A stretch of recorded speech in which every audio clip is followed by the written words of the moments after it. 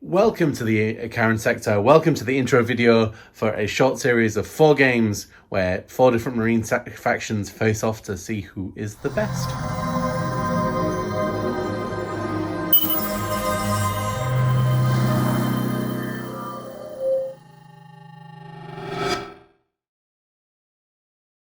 I've previously done this series before with Xenos factions, and I've previously done it with the Imperium factions.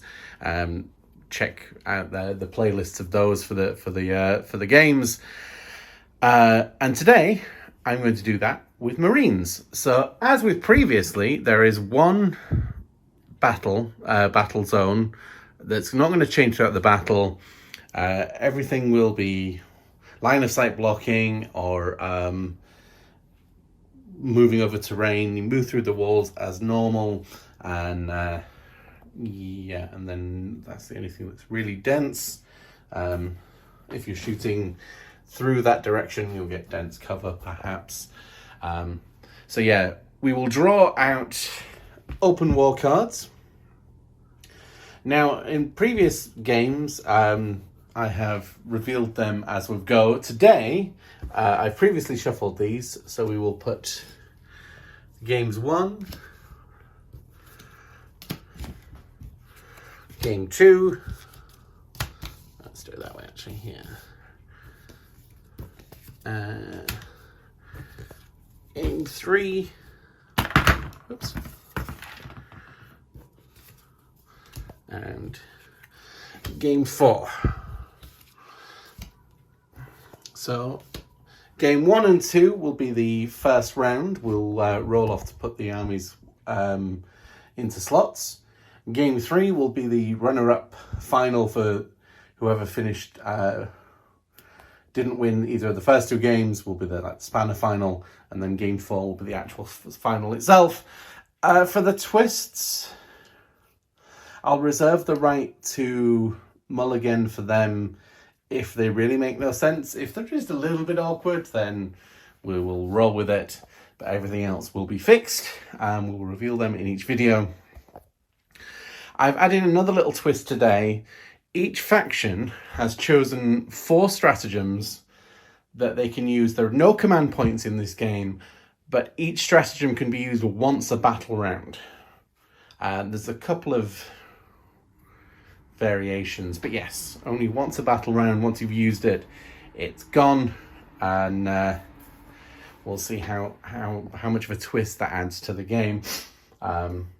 Again, there's one exception which I will come to when I go look at the armies, and I think that about covers everything. So it should be a bit of a mixed up game, and we'll see which fractions, and we'll go introduce you to what factions I brought along. And our first faction today is the Blood Angels. So they get +1 to wound on the charge, and then from the Assault Doctrine they get +1 to, or +1 attack when they charge as well. So that's going to be fun for them. We're led today by a captain with Jump Pack, Storm Shield, and the Relic Teeth of Terror, and he's got the Blood Angels Warlord trait, Soul Warden, so he's got a 5-up, Feel No Pain to him and 6 inches around him, and of course he re-rolls 1s, and he's got a bolt pistol as well.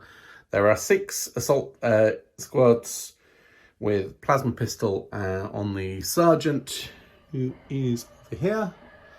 There are 5 Terminators, all with Lightning Claws, and 5 Jump Pack, just assault squads with Power Fist on the Sergeant. And their stratagems that they can use, so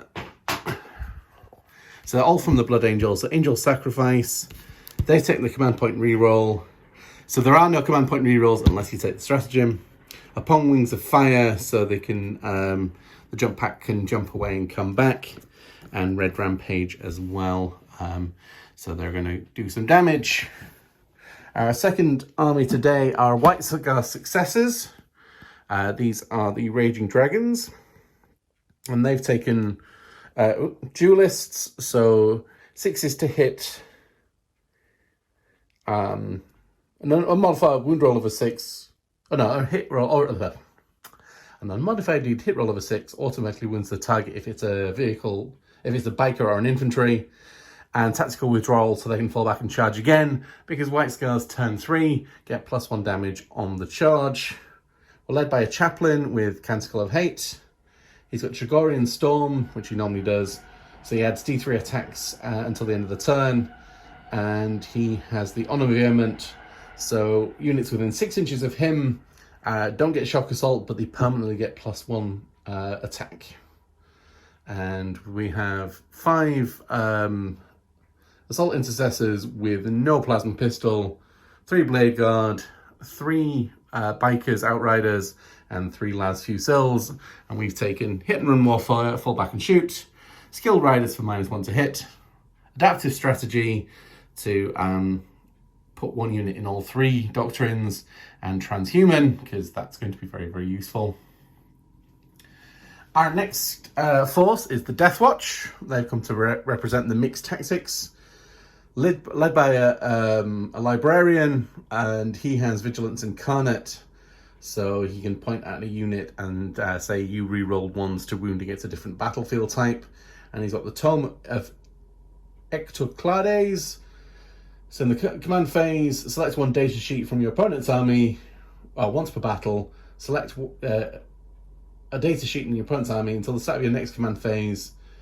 While friendly Death Watch Corps units within 6 inches of the bearer, each time a model in that unit makes an attack against that data sheet, you can re-roll the wound roll, which is quite nice. And he's got Fortified with Contempt, Neural Void for psychic powers, which will come through during the game.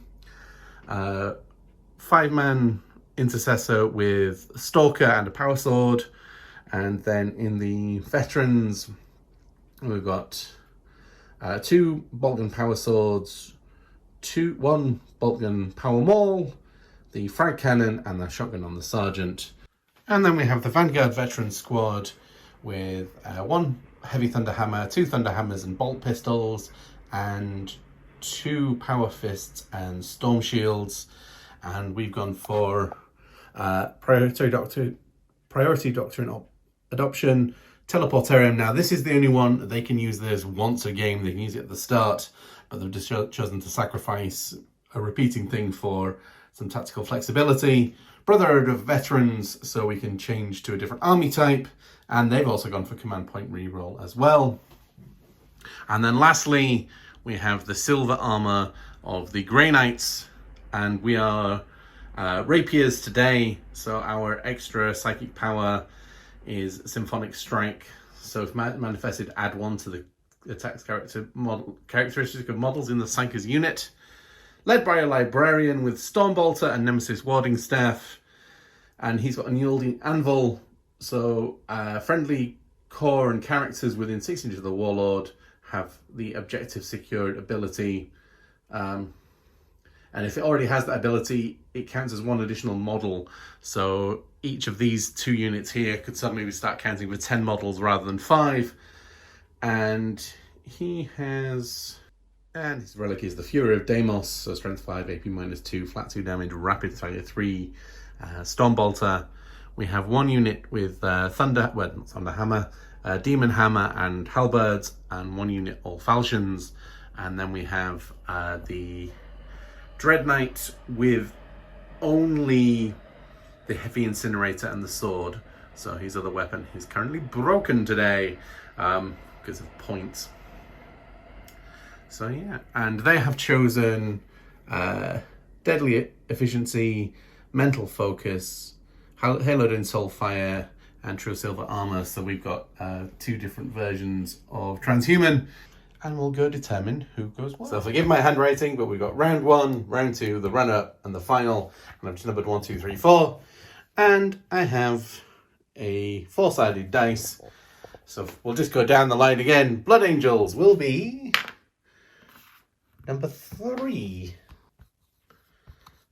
And we'll just re-roll the dice as needed. The Raging Dragons will be number 4. Ooh, these guys have history.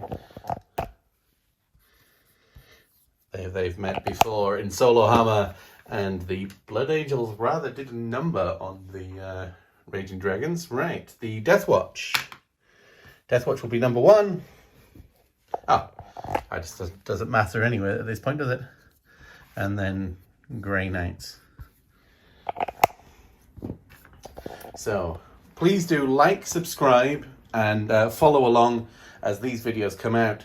So our very first game, round 1, will be the Death Watch versus the Grey Knights, who will go on to the final. Yeah, I'm looking forward to this actually. So we will see you in the next video.